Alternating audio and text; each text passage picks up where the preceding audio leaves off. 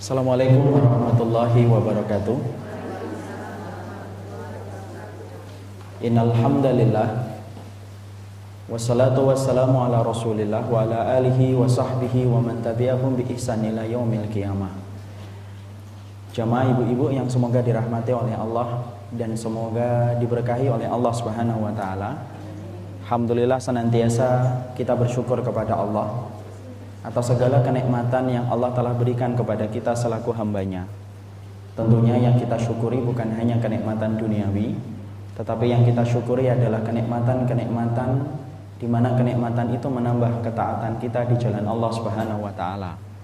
Karena sesungguhnya setiap kenikmatan yang tidak menambah ketaatan kita di jalan Allah, maka kenikmatan itu akan berubah menjadi musibah.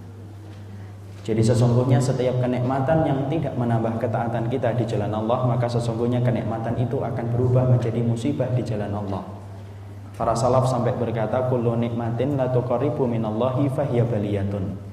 Setiap kenikmatan yang tidak menambah ketaatan kita di jalan Allah, maka sesungguhnya setiap kenikmatan yang tidak menambah ketaatan di jalan Allah, maka kenikmatan itu akan berubah menjadi musibah. Musibah dalam kehidupan kita di dunia dan musibah dalam kehidupan kita di akhirat. Semoga kita senantiasa mampu untuk kemudian merubah setiap kenikmatan menjadi ketaatan di jalan Allah Subhanahu wa taala. Karena yang paling penting di dalam kita bersyukur kepada Allah yaitu adalah bagaimana kita menambah ketaatan kita dan ibadah kita di jalan Allah Subhanahu wa taala. Dalam kesempatan kali ini kita akan membahas tentang sebuah tema yang telah kita tetapkan, yaitu adalah menelusuri jejak ibadah di dalam kehidupan. Karena sesungguhnya ibadah merupakan perkara yang sering kita lakukan di dalam kehidupan, dan ibadah merupakan perkara yang menjadi tujuan kita di dalam kehidupan kita. Sebelum kita membahas secara khusus tentang jejak ibadah di dalam kehidupan kita, mari kita menguraikan terlebih dahulu dalam bentuk pendahuluan, dalam bentuk prolog, supaya kemudian kita memahami ketika kita akan menjelaskan apa itu jejak ibadah dalam kehidupan kita. Yang harus kita mengerti adalah bahwasanya tujuan ketika kita diciptakan oleh Allah dan ketika Allah menciptakan semua perangkat yang kita miliki di dalam kehidupan kita, sekaligus pula ketika Allah menciptakan bumi dan seisinya, semuanya itu adalah bagaimana menciptakan kita menjadi pribadi yang beribadah kepada Allah Subhanahu wa taala. Karena sesungguhnya tujuan kita sebagai seorang manusia ketika diciptakan oleh Allah yaitu adalah beribadah kepada Allah.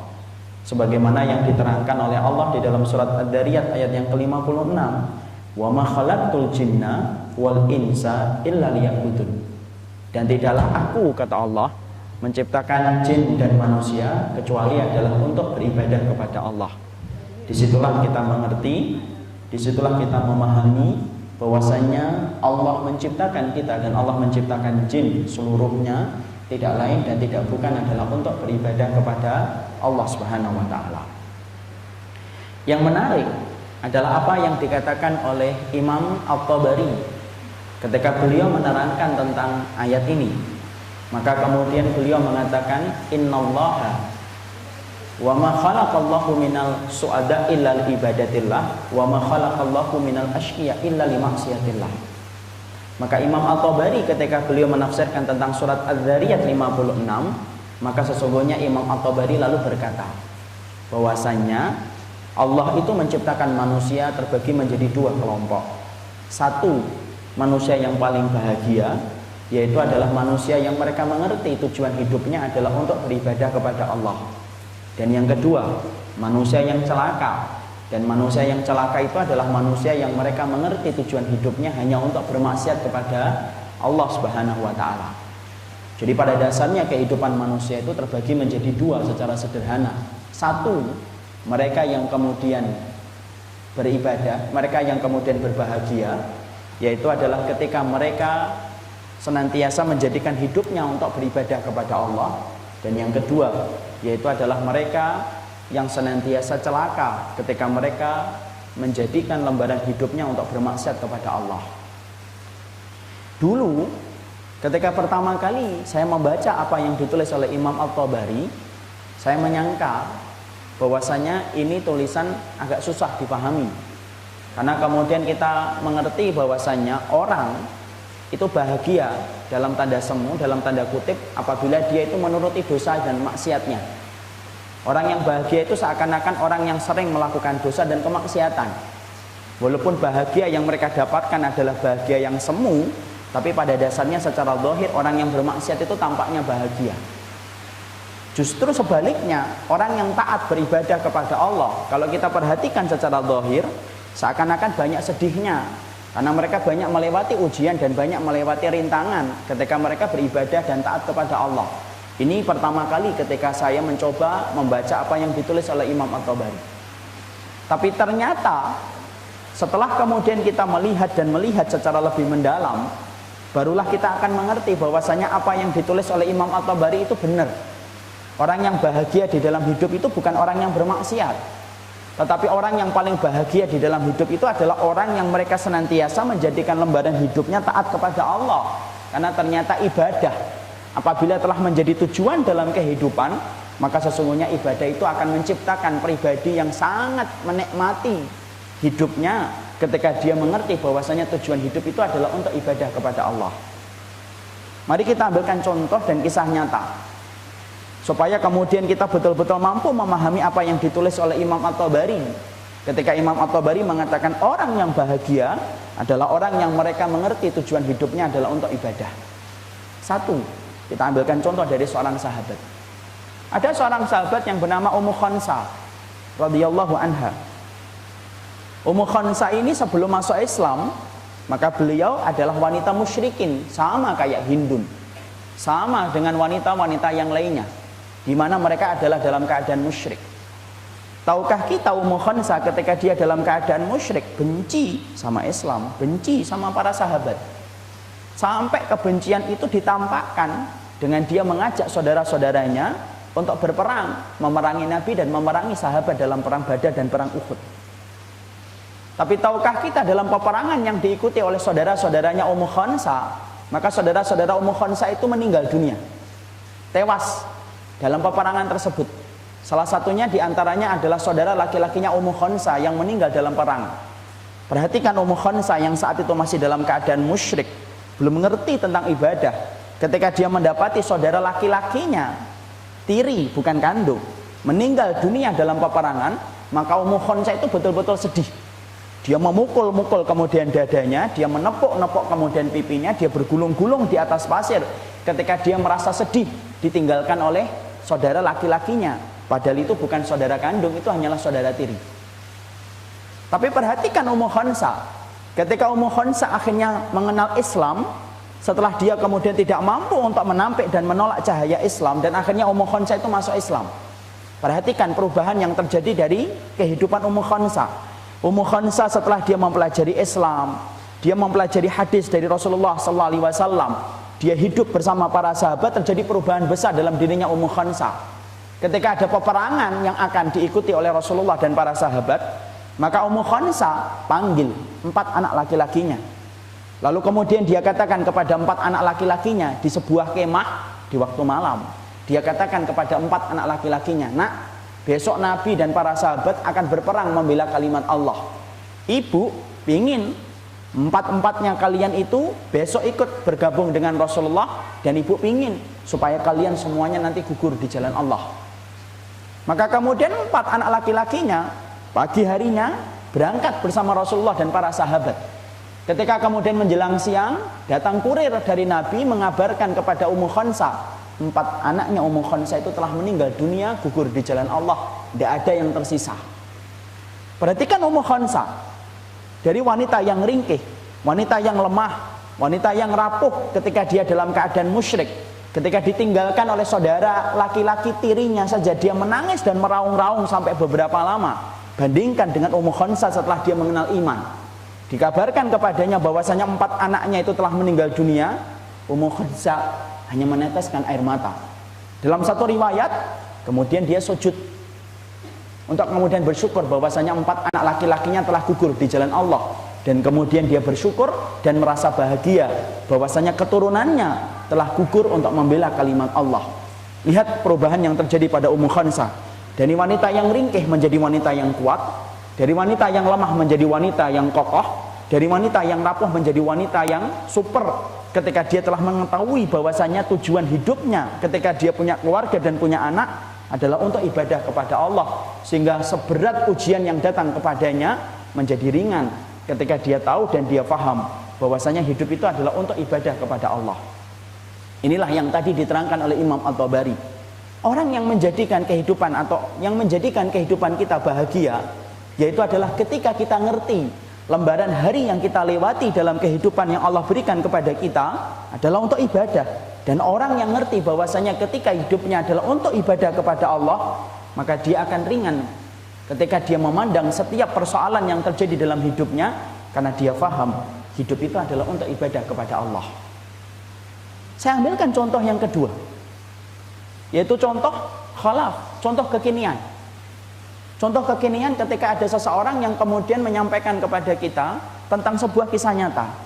Ada seorang ibu-ibu, ada ibu-ibu yang mana dia diuji oleh Allah. Ujian yang Allah berikan kepadanya bukan ujian ringan, ujiannya berat. Pertama, dia mendapatkan anaknya cacat mental. Anak yang pertama. Anak yang kedua yang dilahirkan oleh beliau pun cacat mental. Bukan hanya punya anak satu yang cacat mental, tetapi sampai punya anak dua yang cacat mental. Maka kemudian ketika dia harus merawat anaknya dari kecil sampai anaknya itu dewasa, sampai umur 45 tahun lebih, dia harus merawat, dia harus memandikan, dia harus memberikan makanan setiap harinya tanpa bisa lepas anak-anak itu dari ibunya. Kalau ibu-ibu punya anak yang normal, paling-paling merawat anak kita 4 tahun, 5 tahun, 6 tahun anak kita sudah mandiri, sudah bisa ngambil makanan sendiri, sudah bisa mandi sendiri. Tidak bagi ibu itu. Ibu itu kemudian harus merawat anaknya puluhan tahun. Bagaimana memandikan setiap paginya, bagaimana memandikan setiap sorenya, bagaimana menyiapkan makanan untuk mereka 3 kali dalam sehari, dan bagaimana harus mempersiapkan tidur mereka ketika mereka itu akan menjelang tidur di waktu malam. Selama hampir 49 tahun beliau kemudian merawat kedua anaknya yang dalam keadaan cacat mental. Berat, sulit. Saya lalu bertanya sama ibu itu, ketika punya kesempatan untuk bertanya, ibu, apakah kemudian ibu tidak merasa berat ketika diberikan ujian oleh Allah dengan apa yang Allah titipkan kepada ibu hari ini, dengan 2 anak yang kemudian dalam keadaan cacat mental yang semacam ini? Perhatikan jawaban sang ibu. Sang ibu kemudian berkata, ya enggak, hidup itu memang untuk ibadah. Ya begitulah kita menjalani apa yang telah Allah berikan, karena sesungguhnya kita tidak bisa memaksa apa yang kita mau dalam kehidupan kita, tetapi itulah ibadah kita kepada Allah. Memang hidup itu adalah untuk ibadah. Masya Allah. Jadi ternyata ujian yang kemudian berat yang berlaku kepadanya, ketika kemudian Allah titipkan kepadanya dengan 2 anak yang cacat mental, di mana setiap harinya dia harus merawat anaknya, tapi ketika dia dalam keadaan ngerti bahwasanya hidup ini adalah untuk ibadah kepada Allah, apa yang terjadi? Maka sesungguhnya ibu itu merasa ringan dengan beban ujian yang Allah berikan ketika dia paham bahwasanya hidup itu adalah untuk ibadah kepada Allah. Inilah benar apa yang dikatakan oleh Imam At-Tabari tadi. Sesungguhnya yang menjadikan kita bahagia dalam kehidupan bukanlah ketika kita bermaksiat dan ketika kita melakukan dosa, tetapi yang betul-betul menjadikan kita berbahagia di dalam hidup ketika kita ngerti hidup ini adalah lembaran ibadah kita kepada Allah, dan semuanya kita kembalikan kepada Allah supaya kita mendapatkan ridhanya Allah dan cintanya Allah dengan surga yang menanti bagi orang yang menabung harapan dalam kehidupan kampung akhiratnya. Inilah yang menjadikan kita lalu kemudian harus ngerti, kalau kita sudah sepakat bahwasanya ibadah itu merupakan perkara yang betul-betul bisa menjadikan kita bahagia di dalam kehidupan ini, ya kita harus paham ibadah itu kayak apa. Karena banyak di antara kita sering mendengar kata ibadah, sering mengucapkan kata ibadah, tetapi banyak di antara kita yang tidak paham dan tidak mengerti apa itu ibadah. Padahal ibadah itu penting untuk kita ketahui bagaimana maknanya yang benar, supaya betul-betul kita ngerti bagaimana mengamalkan ibadah dalam kehidupan kita sehari-hari. Ada orang yang kadang-kadang karena tidak ngerti arti ibadah, mereka berkata, ibadah itu yang penting sholat, ibadah itu yang penting zakat, ibadah itu yang penting haji dan umrah, selesai. Ada pula yang kemudian mengartikan ibadah karena tidak paham tentang arti ibadah, lebih parah lagi. Dia mengatakan bahwasanya ibadah itu adalah ketika kamu di masjid, ibadah. Ketika kamu di mushola, ibadah. Ketika kamu di pondok pesantren, ibadah. Tapi ketika kamu sedang berada di mall, sedang berada di pusat perbelanjaan, maka tidak ada ibadah. Ketika ada walimah, tidak ada ibadah. Karena ibadah itu hanya di masjid, di mushola, dan di pesantren. Tidak pernah lebar daripada itu. Inilah kemudian yang sering dipahami oleh masyarakat kita. Ketika mereka sering mendengar kata ibadah, tapi ternyata sedikit dari kita yang paham betul tentang mana ibadah. Padahal bagaimana kita akan bahagia dengan ibadah kalau kita tidak pernah mengerti bagaimana cakupan ibadah dalam kehidupan kita sehari-hari. Inilah yang akan menjadi pembahasan kita dalam kesempatan kali ini. Apa itu cakupan ibadah? Apa itu jejak ibadah dalam kehidupan? Supaya kita ngerti bagaimana beribadah kepada Allah dengan benar, supaya apa yang kita inginkan, yaitu bahagia, Allah berikan kepada kita ketika kita telah beribadah dengan cara yang benar. Maka di antara definisi yang disampaikan oleh para ulama, banyak di antara definisi yang disampaikan oleh para ulama. Tapi di antara definisi yang saya pilih adalah definisi yang disampaikan oleh Imam Ibnu Taimiyah. Bagaimana definisi yang disampaikan oleh Imam Ibnu Taimiyah? Beliau berkata, al-ibadatu hiya ismun jami'un lima yuhibbuhullahu wa yardahu minal aqwali wal af'ali al-zahirah wal batinah. Maka Imam Ibnu Taimiyah kemudian berkata, yang dimaksudkan dengan ibadah itu adalah ismun jami'un, nama yang mencakup. Jadi seluruh perkara yang dicintai oleh Allah dan diridai oleh Allah. Minal aqwali, dari perkataan, wal af'ali, dan perbuatan, al-zahirah, yang zahir ataupun yang batin. Ini definisi yang disampaikan oleh para ulama salaf ketika mereka ditanya tentang makna ibadah. Nama yang mencakup jadi seluruh perkara yang dicintai oleh Allah dan diridhai oleh Allah, yang zahir ataupun yang batin. Inilah yang dikatakan oleh Imam Ibnu Taimiyah ketika beliau ditanya apa itu definisi ibadah, maka beliau mengatakan ismun jami'un, nama yang mencakup dari seluruh perkara yang dicintai oleh Allah dan diridai oleh Allah, yang zahir ataupun yang batin. Para ulama lalu menjelaskan, setelah mereka mengetahui apa yang disampaikan oleh Imam Ibnu Taimiyah, setelah mereka mengetahui apa yang dijelaskan oleh Imam Ibnu Taimiyah, maka kemudian para ulama menjelaskan ada 6 sifat kehidupan, ada 6 jejak kehidupan ibadah dalam kehidupan kita. Dan ini yang kita kemudian akan bahas satu persatu. Apa jejak ibadah dalam kehidupan kita? Yang pertama, ya, para ulama lalu kemudian menjelaskan, ibadah itu mencakup seluruh perkara dalam kehidupan kita. Ini yang pertama. Jadi para ulama lalu kemudian menjelaskan apa definisi yang pertama, apa jejak ibadah yang pertama dalam kehidupan kita. Yang pertama adalah ibadah itu mencakup seluruh dalam urusan kehidupan kita. Jadi ibadah itu bukan hanya membicarakan tentang masalah sholat, bukan hanya membicarakan tentang masalah puasa, bukan hanya membicarakan tentang masalah haji dan umrah, tetapi sesungguhnya seluruh kehidupan yang kita lewati dalam kehidupan ketika kita hidup, semuanya diatur oleh Allah dalam bentuk ibadah kita kepada Allah. Jadi ibadah itu bukan hanya ngatur sholat, bukan hanya ngatur bagaimana antum berpuasa, bukan hanya mengatur bagaimana ibu haji dan umrah, tapi ibadah itu mencakup seluruh perkara dalam kehidupan kita.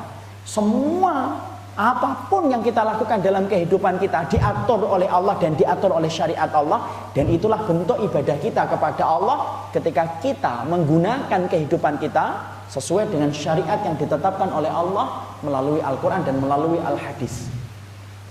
Ya. Karena ini harus diluruskan, karena banyak masyarakat kita itu yang sering berpikir bahwasanya ibadah itu hanya masalah ibadah mahdhah. Enggak, bukan hanya masalah sholat, bahkan masalah kita berpakaian, masalah kita kemudian ke belakang, bahkan masalah kita kemudian berhubungan dengan suami istri, semuanya diatur oleh Allah, dan itulah bentuk ibadah kita kepada Allah. Kita perhatikan ibu, ya? Bukan hanya masalah kemudian kamar mandi, Bahkan masalah kuku saja diatur oleh Allah syariatnya dan diatur oleh Allah bentuk ibadahnya. Bagaimana kita diperintahkan oleh Allah untuk memotong kuku karena itu bentuk dari sunnah. Bagaimana syariat itu memakruhkan kita kalau kemudian kita sampai tidak memotong kuku lebih dari 40 hari. Bagaimana kemudian kita menjadi orang yang fitrah ketika kita selalu memotong kuku. Bagaimana kalau memotong kuku itu harus didahulukan dari kanan, baru kemudian dari kiri. Kalau hanya urusan memotong kuku yang sifatnya adalah remeh, ternyata diatur detail oleh Allah di dalam syariatnya, itulah yang menunjukkan kepada kita bahwasanya ibadah itu ngatur semua kehidupan kita. Tidak ada dalam kehidupan kita kecuali semuanya telah diatur oleh Allah dan Rasulnya dalam kehidupan kita. Karena Masya Allah ya, karena banyak orang yang hari ini tuh sering komentarnya itu salah. Kalau kita kemudian bicara tentang walimah yang syar'i, banyak yang komentar, loh walimah aja ngomong tentang masalah hukum. Walimah mah walimah saja, pesta perkawinan. Tidak perlu kita bicara tentang hukum sunnah kalau walimah. Loh kata siapa? Loh kamu aja membuang kotoran aja di kamar mandi kamu diatur kok. Apalagi ketika kita menikahkan orang. Karena kalau kemudian kita masih berpikir bahwasanya ibadah kita hanya masalah sholat, hanyalah masalah puasa, haji dan umrah, Masya Allah, betapa ringkesnya atau berapa sederhananya hidup kita di dalam ibadah kita kepada Allah. Karena ternyata ibadah itu hanya sedikit saja. Kalau ibadah kita hanyalah sholat, hanyalah puasa dan hanyalah haji dan umrah, Masya Allah, Nabi tidak perlu tinggal bersama kita selama 63 tahun. Karena sesungguhnya masalah sholat dan masalah puasa itu bisa selesai dalam waktu 2 dan 3 tahun diajarkan, itu sudah selesai. Islam itu disampaikan oleh Nabi. Tapi Masya Allah, enggak. Ibadah itu mencakup seluruh perkara dalam kehidupan kita. Kita ambil contoh yang paling mudah. Sampai urusan rambut saja umum. Perhatikan rambut. Rambut itu adalah sesuatu yang remeh. Tapi perhatikan rambut. Allah itu ngatur rambut itu detail betul. Ini saya ambilkan contoh supaya menggambarkan betapa lengkapnya dan detailnya syariat Allah itu ngatur kehidupan kita. Rambut. Apa hukum yang berkaitan tentang rambut? Satu, kita ambilkan hukum. Kalau ibu punya rambut beruban, tidak boleh dicabut, makruh. Apabila kemudian kita mencabut uban. Makanya Rasulullah SAW berkata, la tanfu syaib, fa inna syaiba nurun yaumal qiyamah. Jangan dicabut kalau punya uban. Uban itu akan bercahaya pada waktu hari kiamat. Satu. Dua, rambut. Kalau kita punya anak laki-laki, tidak boleh untuk dipotong anak laki-laki kita. Potongan rambutnya itu potongan koza. Tahu potongan koza? Potongan koza itu potong separuh, sisakan separuh. Atasnya jegrak ke atas, atasnya bawah kosong. Tidak boleh. Karena potongan koza itu termasuk potongan rambut yang dilaknat oleh Allah. Dua. Tiga. Kalau punya rambut, anak kita perempuan sudah akil balik, haram bagi anak perempuan kita ketika sudah akil balik, ketika dia sudah siklus bulanan, untuk menampakkan rambutnya, kecuali dia akan mendapatkan dosa ketika dia menampakkan aurat. Dan termasuk di antara aurat itu adalah rambut. Jangan sekali-kali kita membiarkan anak perempuan kita, kalau dia menyampaikan kepada kita, saya sudah mendapatkan siklus bulanan yang pertama. Semenjak saat itu kita sampaikan kepadanya, nak, rambutmu adalah auratmu. Seindah apapun rambutmu tidak boleh kamu perlihatkan kepada siapapun kecuali kepada mahrammu saja. Berani memperlihatkan rambut dan auratnya kepada orang yang bukan mahramnya, maka dia akan terkena sebuah hadis, tidak mampu mencium baunya surga. 3. 4. Kalau punya rambut, ketika kita kemudian dalam keadaan haji dan umrah, ibu dan saya umrah, kemudian kita masih melakukan umrahnya, belum tahallul, jangan sekali-kali kita kemudian memegang rambut kita dan memotong rambut kita. Siapapun yang berani memotong rambut sebelum datang tahallul kepadanya, sebelum dia menyelesaikan umrahnya, maka umrahnya tidak akan diterima, walaupun umrahnya itu harganya 50 juta. Ibu baru tawaf, belum sa'i, tapi sudah berani mencukur rambut, maka sesungguhnya umrahnya tidak diterima oleh Allah karena belum sempurna dengan tahallul. Rambut. 4 itu. 5. Masalah rambut. Kalau kemudian kita punya rambut, kalau ada laki-laki yang ingin berkorban, masuk pada tanggal 10 hari yang pertama dalam bulan Dzulhijjah, dia punya niat untuk berkorban, boleh nggak bagi dia untuk memotong rambutnya? Nggak boleh. Rasulullah SAW berkata, idza dakhaltal asyrah, Wa arada ahadukum ayudhahi fala yamussa min sya'rihi syai'an. Kalau kalian sudah memasuki 10 hari yang pertama dalam bulan Dzulhijjah dan kalian pingin sekali untuk kemudian berkorban, maka janganlah kalian itu memegang rambutnya sedikit pun, karena sesungguhnya sunnahnya bagi orang yang pingin korban untuk tidak memotong rambutnya sampai hewan yang dia korbankan disembelih. 5. 6. Rambut boleh bagi kita untuk nyemir? Boleh, silahkan disemir. Ibu kalau pengen nyemir rambut boleh atau tidak? Boleh. Sebagaimana Rasulullah berkata kepada Abi Quhafah, seorang sahabat yang rambutnya putih, kemudian jenggotnya putih, semuanya putih. Lalu kemudian Rasulullah SAW berkata kepada Abi Quhafah, ghayyir hada, kamu itu rambutnya putih, semuanya putih, buat dirubah. Wastani busawat, tapi jauhilah warna hitam.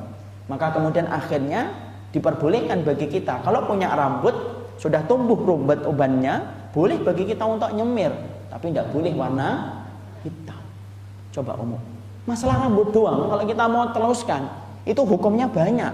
Padahal kita ngerti, rambut itu kalau sudah kita potong, tidak ada harganya. Pernah nggak ada orang yang habis potong rambut, kemudian dia pulang, balik lagi ke tempat dia potong rambut, lalu mencari rambutnya. Rambut saya mana tadi? Tidak ada. Saking tidak berharganya rambut. Tapi ternyata rambut saja diatur oleh Allah bagaimana kehidupan kamu ketika kamu punya rambut, ibadah kamu dengan rambut itu kayak apa. Kalau kita sepakat bahwasanya rambut saja ibadahnya banyak, apalagi dalam masalah-masalah yang lain. Masalah ibu ke pasar, masalah ibu menikahkan anak, masalah ibu punya anak, masalah ibu mendidik anak, semuanya ada aturannya. Kalau hanya rambut yang terpotong saja ada aturannya, apalagi masalahnya lebih besar daripada itu. Ini kita sampaikan supaya kemudian membenarkan cara kita di dalam kemudian kita menjalani hidup. Semua aturan dalam kehidupan yang kamu lewati ada aturan ibadahnya. Makanya kemudian kembalikan semua aturan dalam kehidupan kita adalah untuk ibadah kepada Allah. Karena saya pernah mendapatkan komentar ketika ada orang yang sedang mengadakan walimah, dipisah laki-laki dan perempuan. Ada orang yang kemudian komentar di antara tamu-tamu yang ada, terdengar oleh telinga saya. Dia mengatakan, ini apa sih ini? Walimah aja dipisah, istri saya nggak kelihatan di mana. Kenapa harus dipisah? Kalau ibadah kayak gini itu, kayak dipisah kayak gini itu harusnya bukan di walimah tetapi di masjid. Masya Allah. Kalau kemudian kita mengartikan bahwasanya ibadah hanyalah di masjid, kalau ibadah itu hanyalah di musola dan hanyalah di pesantren, Masya Allah, betapa sedikitnya kapling ibadah yang ngatur kehidupan orang yang beriman kalau ibadah itu hanyalah di masjid dan musola dan kemudian di pesantren. Tidak. Ibadah itu ngatur semuanya dalam kehidupan kita. Rambutmu saja diatur oleh Allah dalam bentuk ibadah. Sampai kamu punya jempol kaki, itu diatur oleh Allah dalam bentuk ibadah. Ibu berpakaian, tetapi ibu tidak menutupi mata kakinya atau tidak menutupi jempol kakinya, keluar dari rumah, terlihat sama orang lain, maka akan menjadi dosa. Karena apa? Karena jempol kaki ibu itu adalah aurat bagi ibu. Dan ibu tidak boleh memperlihatkan itu kecuali kepada mahram. Coba. Jempol kakimu aja diatur oleh Allah dalam bentuk ibadah kok. Kapan jempol saya boleh saya lihatkan Ustaz? Sama pamanmu, bibimu. Tapi sama orang yang menjadi tetanggamu nggak boleh memperlihatkan jempol kakinya. Makanya kita mendapati wanita, mereka diperintahkan untuk menutup auratnya semuanya. Kecuali wajah dan telapak tangan. Kita lihat lagi, urusan ibu membuang ingus, bersin. Ibu membuang ingus saja diatur oleh Allah dalam bentuk ibadah. Tidak percaya? Masya Allah, mari kita ambil riwayatnya. Ibu kalau kemudian bersin, maka bagi kita apa? Orang yang mendengarnya wajib untuk kemudian mendoakan. Apa yang kita ucapkan? Yarhamukallah. Kapan kita mengucapkan yarhamukallah? Tidak setiap kita bersin, tidak setiap kita mendengar orang yang bersin. Kapan kita mengucapkan kata yarhamukallah? Kalau orang yang bersin, mengucapkan alhamdulillah. Kalau dia tidak mengucapkan alhamdulillah, tidak boleh didoakan. Makanya sunahnya bagi orang yang bersin, tidak boleh mengucapkan alhamdulillahnya pelan-pelan. Bersin, diem. Kok nggak doa? Dalam hati. Tidak bisa. Harus diucapkan. Tapi tidak perlu pakai mic. Ya. Ucapin alhamdulillah, baru kita jawab yarhamukallah. Kapan kemudian kita tidak boleh mendoakan orang yang bersin? Kita tidak boleh mendoakan orang yang bersin ketika orang yang bersin itu lebih dari 3 kali. Bersin sekali, alhamdulillah yarhamukallah. Bersin 2 kali, alhamdulillah yarhamukallah. Bersin 3 kali, alhamdulillah, yarhamukallah. Bersin 4 kali, jangan didoakan. Kenapa? Itu sakit. Makanya Rasulullah pernah ada seorang sahabat yang bersin di samping beliau, bersin sekali, bersin 2 kali didoakan, bersin 3 kali didoakan, bersin 4 kali. Nabi tidak mendoakan. Nabi berkata, la'allahu zukam. Ini lagi kena flu. Makanya jangan didoakan. Yarhamukallah. Lu sakit, doakan sembuh. Kapan kemudian kita, boleh nggak bagi kita untuk mendoakan orang yang bersin ketika orang yang bersin itu kafir? Ada syariatnya. Kalau yang bersin itu orang kafir, walaupun dia nggak mengucapkan alhamdulillah, boleh kita doakan, tapi tidak boleh dengan yarhamukallah. Bagaimana kita mendoakan? Yahdikumullah. Semoga Allah itu memberikan petunjuk kepada dirimu. Kenapa tidak boleh mengatakan yarhamukallah? Syekh Utsaimin menjelaskan, karena sesungguhnya rahmat Allah tidak berlaku kepada orang-orang kafir. Lu masalah bersin saja, detail Allah ngatur kehidupan kita. Ini menunjukkan kepada kita, Masya Allah, betapa lengkapnya syariat ini mengatur kehidupan kita. Makanya kalau ada orang yang sering sinis kepada orang yang taat kepada Allah dalam setiap kehidupannya, seringnya mereka berkata, kok kalau hidup itu jangan sepaneng. Dikit-dikit ibadah, dikit-dikit ibadah, dikit-dikit ibadah. Maka katakan kepada orang yang sinis kepada orang yang taat kepada Allah dalam setiap lembaran hidupnya, katakan kepadanya, akhi, tolong terangkan di bagian hidup mana yang kita tidak diatur oleh Allah. Kalau ada di antara kehidupan kita yang tidak diatur oleh Allah, kita sepakat, kita akan santai hidupnya, tidak usah ngomong ibadah. Kalau ada kehidupan kita yang tidak diatur oleh Allah dalam bentuk ibadah. Lalu ibu tidur aja diatur oleh Allah ke ibadahnya. Bagaimana ibu disunahkan untuk berwudu? Bagaimana ibu disunahkan untuk memukul-mukulkan tempat tidurnya sebelum kita tidur? Bagaimana kita disunahkan untuk membaca Al-Ikhlas, Al-Falaq, An-Nas? Disunahkan pula untuk membaca surat atau ayat kursi. Disunahkan kita untuk menghadap ke sebelah kanan. Disunahkan kita untuk mematikan penerangan. Disunahkan bagi kita untuk ngobrol dulu dengan pasangan kita sebelum kita tidur. Itu urusan tidur. Ternyata lengkap.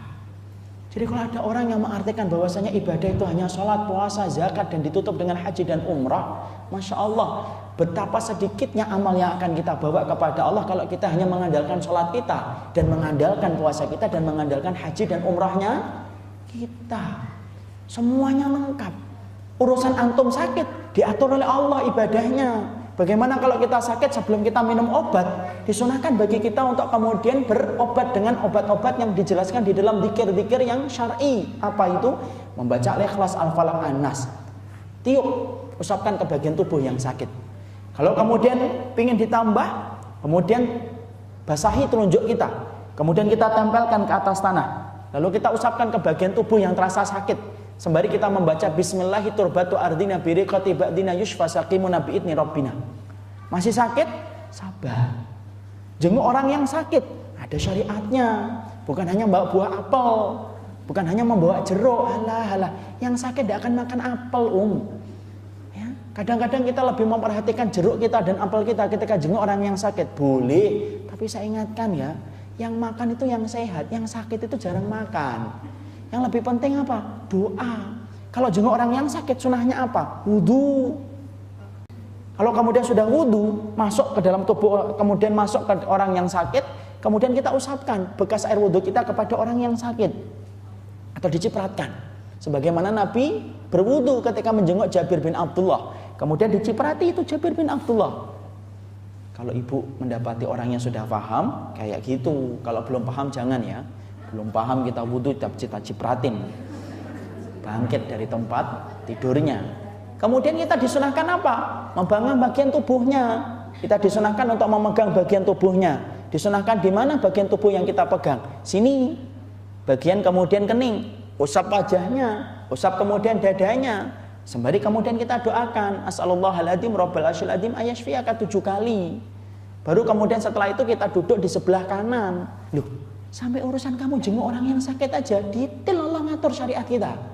Masya Allah, itulah yang kita pahami. Kalau orang mengartikan ibadah hanyalah ibadah mahdhah, berarti Masya Allah, selama ini antum salah, selama ini ibu salah. Karena ibadah itu tidak hanya mengatur ibadah mahdhah, tapi ibadah itu mengatur seluruh kehidupan kita. Semuanya diatur oleh Allah dalam bentuk ibadah. Sampai ucapan kita mengatakan terserah saja, diatur oleh Allah ibadahnya kok. Ibu boleh nggak mengatakan terserah? Tidak boleh. Kenapa mengatakan terserah itu tidak boleh? Kalau antum mengatakan terserah, berarti antum menafikan kehendak Allah. Yang benar gimana? Terserah Allah, kemudian terserah antum. Panjang Ustadz? Iya panjang, tapi menyelamatkan daripada pendek masuk neraka, ya kan? Jadi kalau kita ditanya kapan kita ke Bekasi, ibu, terserah Allah, kemudian terserah ibu. Kenapa semacam itu? Karena Nabi pernah didatangi dalam sebuah hadis riwayat Muslim oleh seorang laki-laki Yahudi. Laki-laki Yahudi itu mengingatkan, innakum tusyrikuna billah, sesungguhnya kalian itu berbuat syirik kepada Allah. Karena kalian itu mengatakan masya Allah wa syi'ta, mengatakan terserah Allah dan terserah kamu. Kenapa itu termasuk kesyirikan? Karena di situ ada wawu. Wawunya wawul atof. Wawul atof itu menyamakan kedudukan sebelum dan sesudahnya. Tidak boleh bagi kita untuk menyamakan Allah dan kehendak makhluk. Yang benar gimana? Summa, terserah Allah, kemudian terserah kantum. Masya Allah, hanya mengatakan terserah saja diatur oleh Allah dalam bentuk ibadah. Ibu boleh nggak mengatakan untung? Tidak boleh. Untung itu apa? Untung itu sudah mati di Madiun tahun 48. Kita ini harusnya mengucapkan apa? Alhamdulillah, qadarullah. Sampai ucapan seringan ini itu diatur oleh Allah dalam bentuk ibadah. Boleh nggak kita mengatakan kepada suami kita, engkaulah orang yang paling aku cintai, orang yang kemudian mengalir dalam setiap darahku adalah namamu? Tidak boleh. Mana ada boleh kayak gitu? Kalau setiap darahmu itu tertulis nama suamimu, lalu Allah di mana? Tidak boleh. Lihat, sampai ucapan terserah kamu saja tidak boleh. Sampai kita mengatakan untung saja ada kamu, tidak boleh. Itu menunjukkan bahwasanya syariat itu ngatur kita secara sempurna. Sampai urusan yang kita pandang remeh pun itu diatur oleh Allah dalam bentuk syariatnya melalui kitabullah dan sunnah. Itulah yang menjadikan kita tidak pernah bosan untuk belajar. Kenapa? Semakin kita belajar, semakin kita akan ngerti. Banyak di antara lembaran kehidupan kita yang selama ini belum kita isi dengan ibadah. Motong kuku, loh motong kuku aja ada caranya Motong kuku itu dahulukan yang kanan atau yang kiri? Kanan. Itu anak TK pun bisa jawab. Tapi yang mana dulu? Telunjuk dulu. Sini dulu. Sini dulu. Sini dulu. Tutup dengan sini. Sini dulu. Sini dulu. Sini dulu. Sini dulu. Tutup dengan sini. Loh sampai urusan kita milih di antara jari jemari ketika kita akan motong kuku, ada riwayatnya yang menjelaskan tentang itu. Itu menunjukkan betapa detailnya urusan kita di dalam masalah kehidupan. Jadi Masya Allah, betul apa yang dikatakan oleh Imam Ibn Taimiyah tadi, ismun jami'un, bahwasanya ibadah itu mengatur dan mencakup seluruh perkara dalam kehidupan kita. Tidak ada satupun dalam kehidupan ini kecuali diatur oleh Allah dalam bentuk ibadah. Sampai urusan kita minum, sampai urusan kita duduk, sampai urusan ketika kita makan. Boleh nggak kita makan sembari bersandar? Tidak boleh. Karena Rasulullah tidak pernah makan dalam keadaan bersandar. Boleh nggak kita niup minuman ketika kita akan meminumnya, ketika minuman itu panas? Tidak boleh. Karena Rasulullah mengatakan la tanfuh, jangan ditiup fil ina, di dalam masalah minuman itu. Masya Allah, disitulah kita akan memahami betapa dahsyatnya kehidupan kita ketika Allah telah mengatur kehidupan kita secara sempurna. Itulah sayangnya Allah sama kita Karena Allah ngerti manusia itu bodoh, Allah muliakan dengan syariatnya. Makanya orang yang pinter bukan orang yang punya titel banyak, tapi orang yang pinter adalah orang yang mereka tunduk sesuai dengan apa yang menjadi petunjuknya Allah. Karena Allah itu alim dan kita bodoh. Dan orang yang bodoh ikutin zat yang maha mengerti. Dan tidak ada zat yang maha mengerti kecuali Allah. Jadi Masya Allah, inilah yang menjadikan kita paham ibadah itu ngatur semuanya dalam kehidupan kita. Makanya kalau walimah, jangan pakai walimah dengan tata cara orang kafir. Masalah menikahkan anak itu penting Bagaimana anak kita akan mendapatkan sakinah kalau kemudian ternyata tata cara mereka ketika membuka gerbang pernikahan aja sudah salah. Sekarang nikah itu Masya Allah banyak cara-cara yang bukan datang dari Islam. Kadang-kadang kalau kita ingatkan, tidak boleh Pak itu, tidak boleh Bu. Alah mosok masalah walimah aja diatur Ustadz. Loh masalah kencing aja diatur kok apalagi masalah walimah.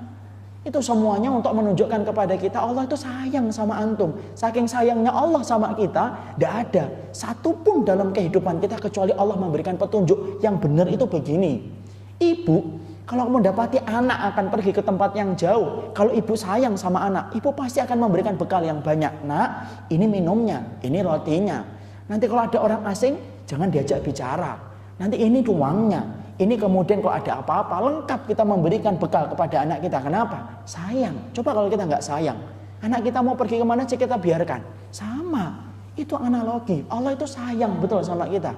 Saking sayangnya sama kita, sampai urusan antum kencing aja diatur oleh Allah. Ini loh kencing yang benar supaya kamu ngerti apa yang dicintai oleh Allah ketika Allah mencintai kita, ketika kita mengikuti petunjuk yang Allah berikan dalam kehidupan kita. Tolong ya, walimah ini salah satu di antaranya. Karena hari ini saya mendapatkan walimah itu sudah kayak musibah. Ada walimah itu sekarang yang sampai ngelemparkan kembang ke belakang, direbut sama pengunjungnya atau tamunya. Lu ngapain kayak gitu? Dan kemudian punya anggapan yang dapetin kembangnya nanti akan nikah. Lu apa hubungannya? Ya beli aja kembang di pinggir jalan kan banyak. Ada lagi kemudian harus nikah itu harus foto prewedding. Yang satu ngeliat ke atas, yang satu ngeliat ke bawah. Emang boleh orang sebelum nikah untuk kemudian berdekat-dekatan, foto-fotoan, dipajang? Masya Allah tidak boleh, Umu. Kapan itu bolehnya? Nanti ke setengah akad. Mau foto-foto, mau apapun silakan. Tapi Masya Allah, hari ini yang kita kemudian pahami adalah karena masyarakat tidak paham, ibadah itu ngatur semuanya dalam kehidupan kita. Sampai urusan apapun yang kecil dalam kehidupan kita diatur oleh Allah dalam bentuk ibadah. Dan beruntungnya kita kalau kita ngikutin apa yang Allah kehendaki, karena sesungguhnya kita butuh. Kalau kita sadar kita butuh, jangan merasa pintar. Biarkan diri kita diatur sama Allah, karena Allah adalah zat yang bersifat alim. Allah itu maha ilmu, Allah itu maha tahu. Beruntung betul orang yang mereka itu tunduk dan patuh kepada apapun yang telah diberikan oleh Allah petunjuknya di dalam Al-Quran dan Al-Hadis. Ini yang pertama.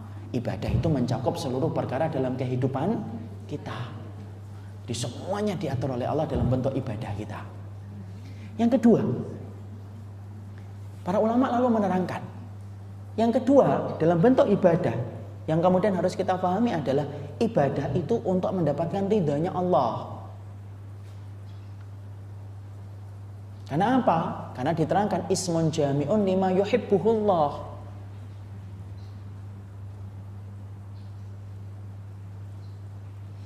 Sesungguhnya ibadah itu hanya untuk mendapatkan ridhanya Allah. Kenapa ini harus disampaikan? Karena secara tidak sadar banyak di antara kita ketika beribadah itu ada dua perkara yang memalingkan kita dari ridhanya Allah. Satu, banyak orang yang beribadah untuk mendapatkan duniawi. Dua, banyak orang yang beribadah untuk mendapatkan pujian.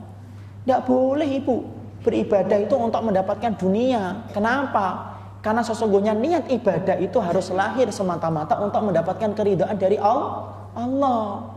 Lah banyak orang yang mereka ketika tidak mengerti tujuan ibadah untuk mendapatkan ridhanya Allah, mereka itu mengerjakan ibadah hanya untuk mendapatkan sekeping dari kenikmatan duniawi dan materi. Yang mana bisa, tidak boleh. Sering kan kita sering ditanya, Ustaz, saya buka bisnis mie ayam.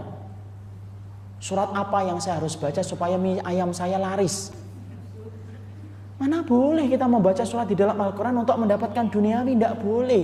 Karena sesungguhnya inilah yang disebut dengan ibadah tetapi cita rasa duniawi. Ibadah itu bukan cita rasa dunia. Ibadah itu cita rasa untuk mendapatkan ridhanya Allah. Hidup kita di dunia itu sudah dijamin oleh Allah. Rezeki kita sudah dijamin oleh Allah. Yang belum dijamin oleh Allah itu satu, nasib kita di akhirat. Karena nasib kita di akhirat ditentukan dengan amal kita. Tapi Masya Allah banyak orang yang beribadah karena tidak paham. Mereka letakkan ibadah itu untuk mendapatkan sekeping dari kenikmatan duniawi. Ini tidak boleh. Lalu kita ibadah untuk mendapatkan pujian sebagai orang yang solih dan sebagai orang yang alim aja tidak boleh. Apalagi ibadah untuk mendapatkan niatan meraup kenikmatan duniawi. Maka ini merusak ibadah kita di hadapan Allah. Ada orang yang puasa. Kenapa bu puasa? Tumben biasanya tidak pernah puasa. Iya, anak saya ujian nasional. Saya puasa 3 hari. Supaya puasa saya menjadikan anak saya lancar di dalam ujian. Yang mana boleh. Puasa itu untuk mendekatkan diri kita di hadapan Allah. Ada orang yang kemudian sholat. Tapi sholatnya itu apa? Kenapa sholat malam? Tumben sholat malam. Biasanya tidak pernah sholat malam. Iya. Suami saya besok akan ujian. Proyeknya akan diuji. Karena suami saya bilang kalau proyek saya berhasil saya dibelikan tas sama sepatu. Sholat malam. Karena saya sebutkan tas dan sepatu. Karena ibu-ibu itu paling senang dengan tas dan sepatu. Makanya sholat malamnya itu karena pengen mendapatkan tas dan mendapatkan sepatu, tidak boleh. Makanya kemudian Abdullah bin Mubarak itu sampai berkata, ada 2 ayat yang paling banyak membuat para sahabat itu nangis ketika mereka melewati 2 ayat itu. Apa 2 ayat itu? Silakan ibu-ibu buka surat Hud 15 dan 16. Hud 15 dan 16.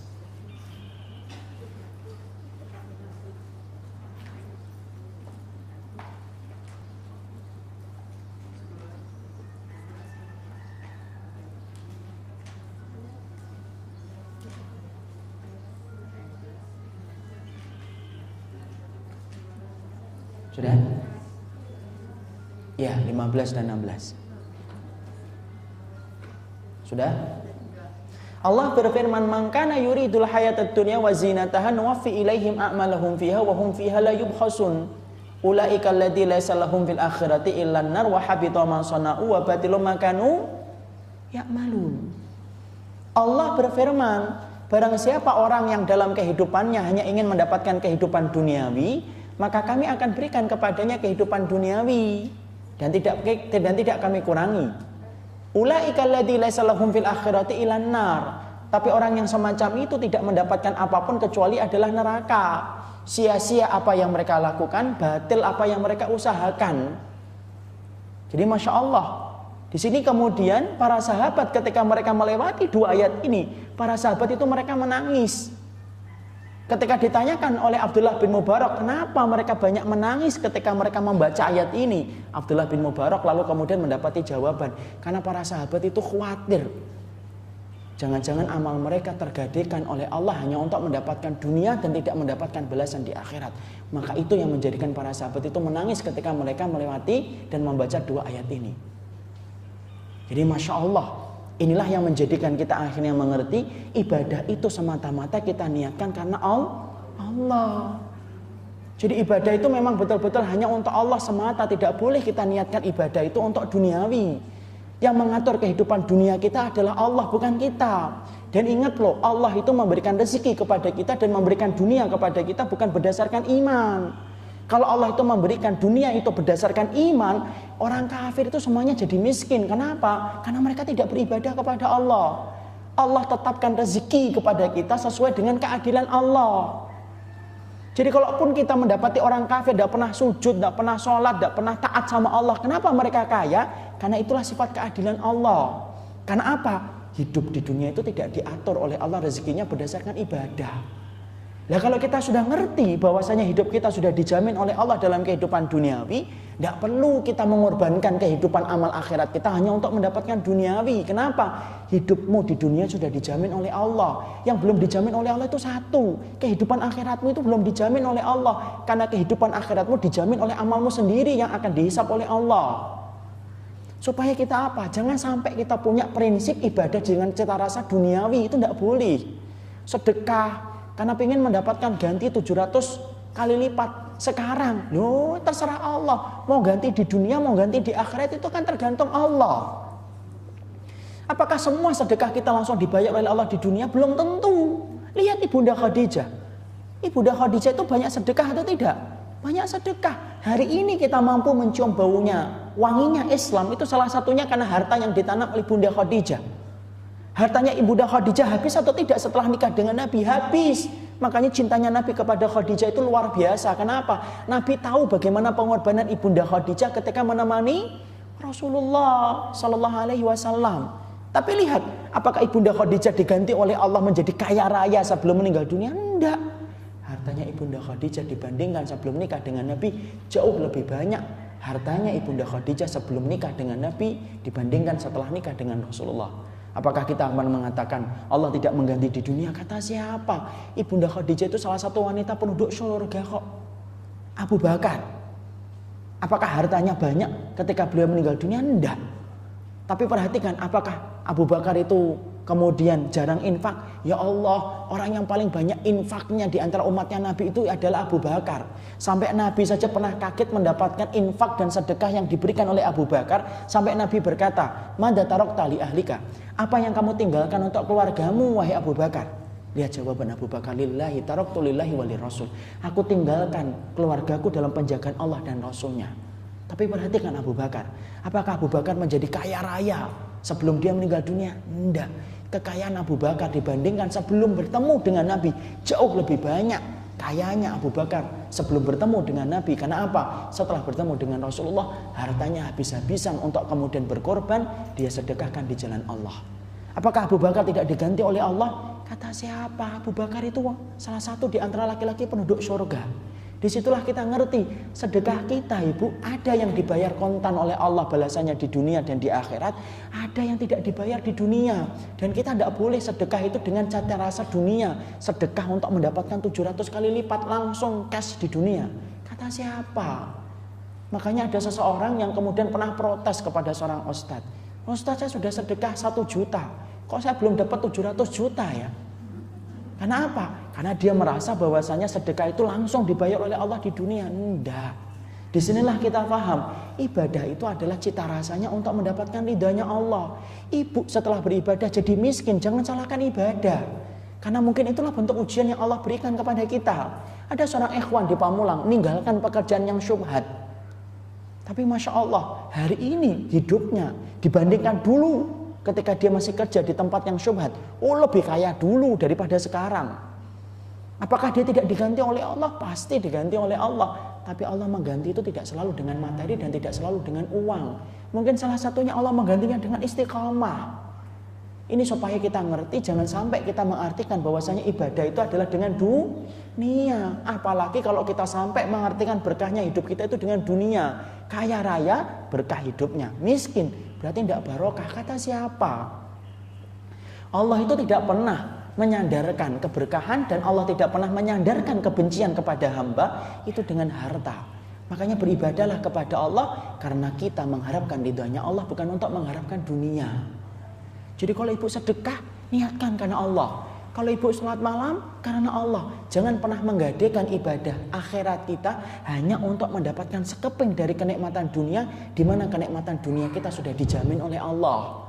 Kalau ibu rezekinya itu 2 miliar, walaupun ibu sholat ataupun ibu meninggalkan sholat, kalau memang rezekinya 2 miliar, ya dapatnya 2 miliar. Makanya kalau kita sudah paham, Allah menjamin dunia kita.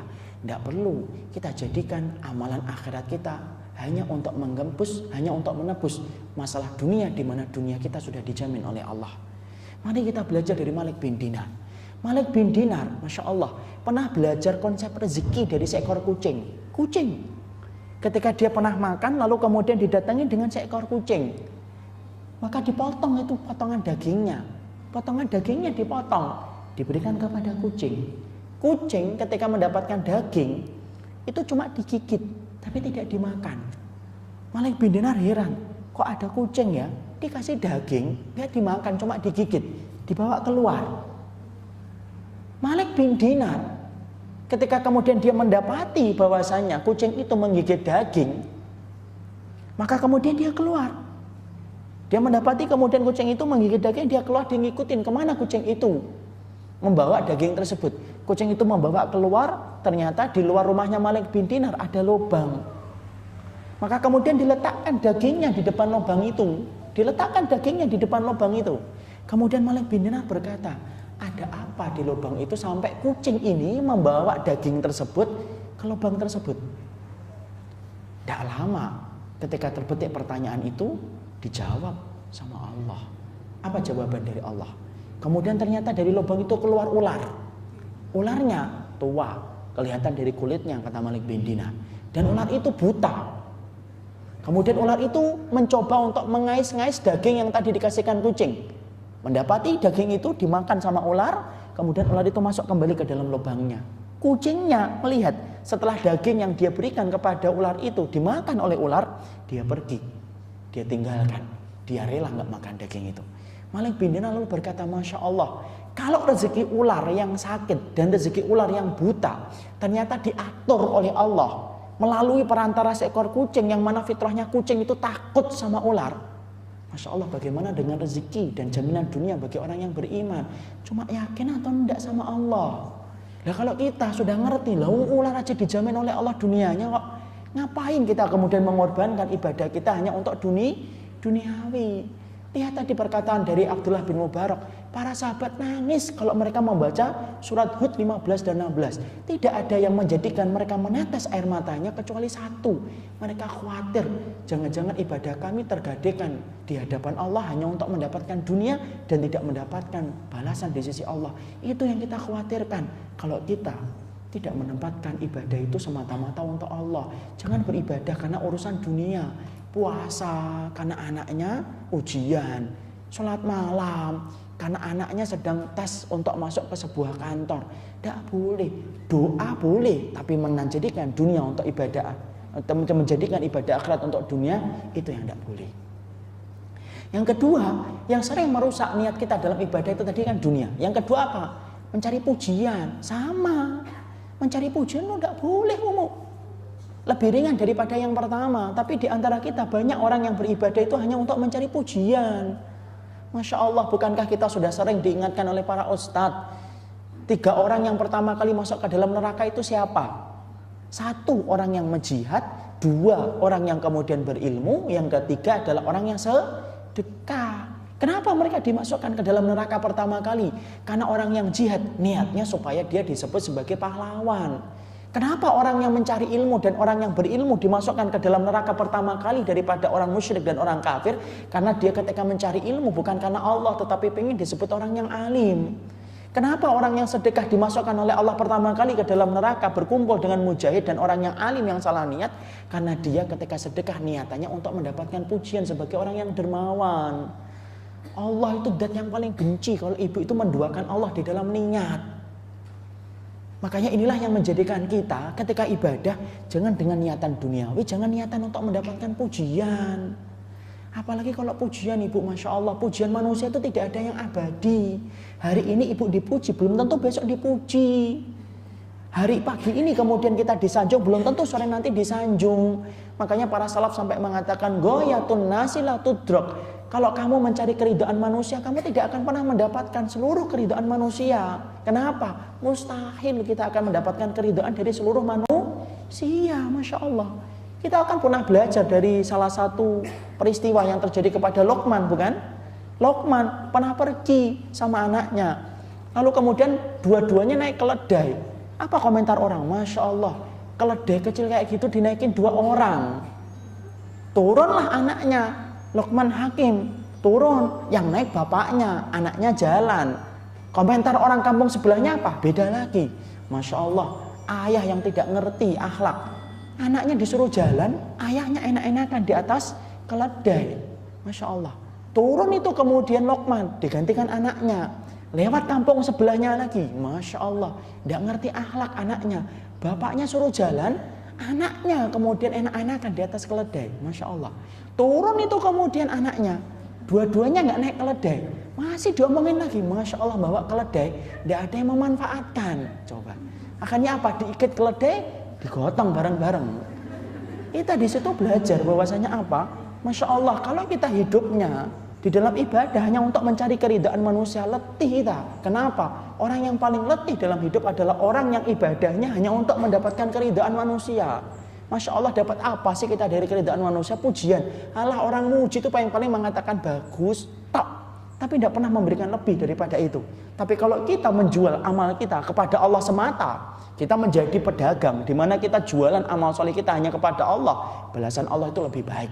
Makanya orang yang rugi adalah orang yang mereka menjual ibadahnya hanya untuk mendapatkan perkataan manusia, riya dan sum'ah, supaya dia mendapatkan pujian, tidak mendapatkan apapun, sedikit pun di sisi Allah Subhanahu wa taala. Inilah yang menjadikan kita Masya Allah mengerti ibadah itu mendapatkan keridhaan Allah. Tidak boleh untuk ibadah untuk mendapatkan harta, tidak boleh ketika kita ibadah untuk mendapatkan pujian. Kembalikan ibadah untuk mendapatkan keridhaan dari Allah.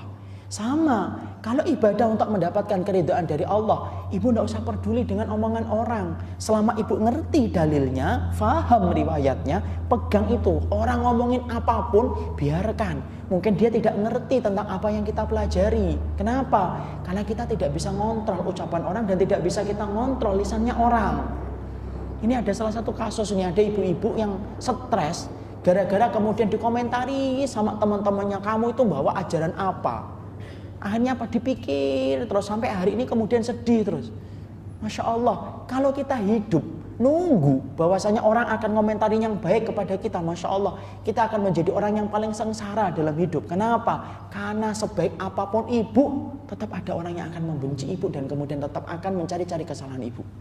Ibadah, nyari keridhaan Allah, apapun omongan orang. Kalau kita memang betul-betul ingin mendapatkan cintanya Allah, tidak peduli omongan orang.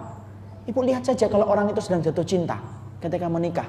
Kadang-kadang kan kita melihat kan, contoh, ada ibu-ibu, ada orang yang cantik jelita, mendapatkan suaminya, calon suaminya itu biasa, pendek, hitam. Kadang-kadang kita ngomong, kamu yakin tuh nikah sama dia? Kamu cantik loh. Laki-laki yang akan nikahin kamu itu pendek. Tidak apa-apa walaupun pendek, tetapi aku cinta kepadanya. Orangnya kemudian hitam, tidak apa-apa, hitam yang penting manis. Terus dia, kenapa? Dia selalu mendatangkan alasan, karena sedang jatuh cinta. Sama, kalau ibu jatuh cinta sama Allah, kemudian beribadah, dikomentarin orang macam-macam, ibu sudah ngerti dalilnya dan riwayatnya, orang komentar apapun tidak akan pernah mempengaruhi ibu. Kenapa? Yang kita tuju bukan perkataan kamu, bukan perkataan antum, tetapi perkataan Allah. Orang menyampaikan kata-kata, menyampaikan hikmah, menyampaikan sunnah, banyak yang memfitnah kok. Wong kita menyampaikan dalil, kita menyampaikan hadis, semua ada rekamannya aja, difitnah macam-macam kok, apalagi ketika kita menjalankan. Itulah konsekuensi ketika kita berjalan di atas panggung kebenaran. Panggung kebenaran itu apa? Sepi pengunjungnya, banyak komentatornya. Memang gitu sifatnya. Jadi sabar. Jadi kemudian saya pernah ini sedikit unek-unek. Saya pernah sampaikan kepada salah satu ustadz yang saya percaya kesolehan beliau, ustadz, kita difitnah, saya difitnah bermacam-macam begini. Beliau mengatakan, akhi, justru Allah menyempurnakan amal kita dengan orang-orang itu ngirimin kepada kita orang-orang yang semacam itu. Kenapa? Karena Allah ingin supaya kita nanti menghadap kepada Allah, berguguran dosa-dosa kita dengan cara yang gampang. Cuma butuh satu, sabar dan ikhtisab, mengharapkan pahala dari sisi Allah Subhanahu wa taala. Saya pernah ngomong sama istri ketika beliau itu bercadar. Ketika banyak orang yang ngeliatin, banyak orang yang terkadang ketika kita masuk ke pusat perbelanjaan, baru deketin barang sudah dideketin seakan-akan kita ingin mencuri hanya gara-gara penampilannya. Saya ngomong sama istri, kalau kamu dapati ada orang yang natap kamu, kalau dia kemudian senang, itu menjadi syiar buat kamu. Bukankah kamu sedang memperlihatkan syiarnya pakaian dari istri-istrinya Rasulullah, di mana mereka juga pakai cadar. Tapi kalau mereka menatap kamu dalam keadaan tidak senang, lah enak no. Berarti Allah sedang mengirimkan penghapus dosamu setiap harinya. Setiap ada orang yang ngeliatin kamu tidak senang, berarti kamu digugurkan dosa-dosanya oleh Allah. Hidup itu untuk ibadah kok. Kalau hidup itu untuk ibadah, apa yang membuat kita sedih? Karena semuanya itu menjadi ibadah kita di hadapan Allah yang akan kita petik nanti pada waktu hari kiamat. Ya kalau kita sudah nuju bahwasanya hidup itu untuk mendapatkan ridhanya Allah, jangan sedih dikomentarin. Jangan sedih ketika ada orang yang mengatakan kamu sekarang berubah. Lah kalau berubah lebih baik, bukankah hidup itu memang berubah untuk lebih baik? Kalau kemudian kita disebut begini dan begini, biarkan. Selama ibu tidak dikomentari dengan akhlak, ibu bersyukur. Karena apabila ibu dibenci karena kebenaran itu anugerah. Kecuali satu, ibu dibenci karena akhlak, lisannya tajam, sering nyakitin orang. Berarti ibu dibenci karena akhlak. Kalau ibu dibenci karena akhlak itu musibah. Karena apa? Tidak ada nabi yang dibenci karena akhlak. Nabi semuanya dibenci, tapi mereka dibenci karena kebenaran, bukan karena akhlak. Jadi sabar. Kata orang Jakarta, santai. Kalau kata orang gaul, woles. Ya, supaya kemudian kita itu ngerti, hidup di dalam hidup ini memang kemudian terkadang banyak ujian yang datang dalam kehidupan kita. Kita ambilkan contoh ibu. Ambilkan contoh. Ada ketika saya membaca di majalah Hidayatullah, ya, ada seorang dai yang dia itu sedang mengadakan perjalanan dakwah ke pedalaman. Dimana kita ngerti kan, dai-dai di pedalaman itu bagaimana? Masya Allah, mereka itu pengorbanannya luar biasa.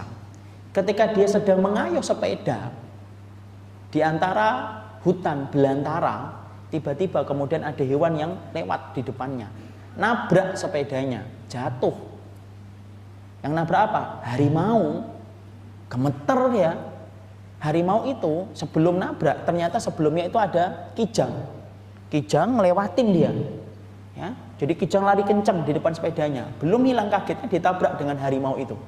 Ketika dia jatuh, kemudian ditabrak oleh harimau, dia gemeter, harimau. Ternyata harimau tadi itu adalah ingin ngejar kijang. Jadi setelah dia melihat ada seorang laki-laki yang jatuh, sama dengan dia yang tertahan larinya karena tertabrak dengan sepeda, dilihat sedikit sebentar itu. Kemudian dia lihat kembali itu kijangnya tadi. Kemudian dia tinggalkan ustadznya tadi, kemudian dia kejar kijang tadi. Sang ustadz cerita di majalah, itulah bentuk pertolongan Allah. Saya pernah berhadapan dengan harimau, tapi harimau itu tidak menerkam saya. Kalau saya ketika membaca kisah itu, saya menangkap sisi lain dalam cerita itu. Apa sisi lain yang kita tangkap dalam masalah itu? Sisi lainnya adalah bahwasanya, Masya Allah, di situ kita mengerti bahwasanya harimau itu adalah fokus kepada targetnya. Dia tidak tertarik itu kepada ini. Kenapa? Yang dia cari itu pertama kali apa? Kijang. Saya tidak ngerti ya ustadznya kurus atau tidak kurus ya. Tapi yang jelas bahwasanya harimau itu tidak tertarik. Dia lihat sebentar, kemudian dia perhatikan lagi, kemudian kijangnya, kemudian dia kejar kijang itu. Masya Allah, ibu kalau lihat di Discovery, harimau atau singa kalau ngejar buruan, dia fokus dia, tidak noleh kanan, tidak noleh kiri. Dia terus kejar, terus sampai dapat. Orang yang beriman itu harusnya semacam itu. Kalau kita sudah menetapkan ridhanya Allah, ya sudah. Apapun itu tidak boleh memalingkan kita dari ridhanya Allah.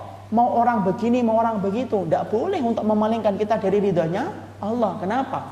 Tujuan kita dalam ibadah adalah untuk mendapatkan ridhanya Allah. Ini yang kedua. Apa yang ketiga, yang keempat, yang kelima, dan yang keenam? Sudah jam 11 lebih 10. Jam 11 lebih 5. Kita masih ada tanya jawab. Mau diteruskan atau gimana? Atau tanya jawab? Kita baru 2. Ya, karena waktunya sampai jam 11. Sampai jam berapa? Sampai jam 12. Kalau sampai jam 12 kita teruskan. Biasanya sampai jam berapa? Karena tadi sudah ada yang keluar. Saya khawatirnya saya nabrak jam yang telah ditentukan. Sampai jam 11. Tuh, jujur, jam 11. Oh, jam 12. Oh, benar. Ya sudah. Oh, gitu. Kita lanjutkan yang ketiga. Karena tadi kita juga telah. Yang ketiga, ibadah itu ditetapkan oleh Allah. Kata para ulama. Jadi ibadah itu ditetapkan oleh Allah, bukan ditetapkan oleh manusia. Bukan ditetapkan oleh masyarakat, bukan ditetapkan oleh mayoritas manusia. Tetapi sesungguhnya sebagaimana yang dikatakan oleh Imam Ibnu Taimiyah, ismun jami'un lima yuhibbuhullahu, yaitu adalah nama yang mencakup dari seluruh perkara yang dicintai oleh Allah. Jadi di situ kita paham bahwasanya ternyata ibadah itu yang menetapkan adalah Allah, syariat itu yang menetapkan adalah Allah. Jadi yang menetapkan syariat itu bukan kebanyakan orang. Kenapa? Karena ibadah itu tidak kembali kepada selera kebanyakan manusia, tetapi ibadah itu ditetapkan oleh Allah di atas arasy-Nya. Ini harus paham dan kita harus mengerti ibadah itu ditetapkan oleh Allah dengan di atas arasy-Nya. Kenapa perlu kita sampaikan ini? Karena sering kita mendapatkan komentar begini, Bu, Pak, ini loh syariat sunnahnya begini. Apa yang dikatakan oleh manusia ketika mereka diberikan nasihat bahwasanya syariatnya itu begini? Mereka akan berkata, ndaklah, saya kalau ibadah sewajarnya saja, ngikutin kebanyakan orang saja. Ya, kebanyakan orang gimana, itulah yang kita ikutin. Jadi Masya Allah, di situ kita mendapati bahwasanya banyak orang yang mereka itu mengartikan ibadah itu dikembalikan kepada perkataan manusia. Dia melihat selera masyarakat itu.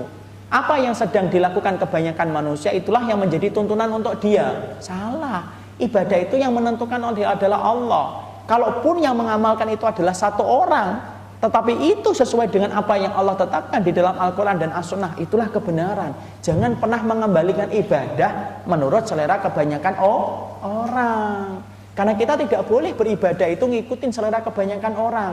Sampai Allah mengingatkan kepada kita, wa in tuti aktsara man fil ardi yudilluka an sabilillah.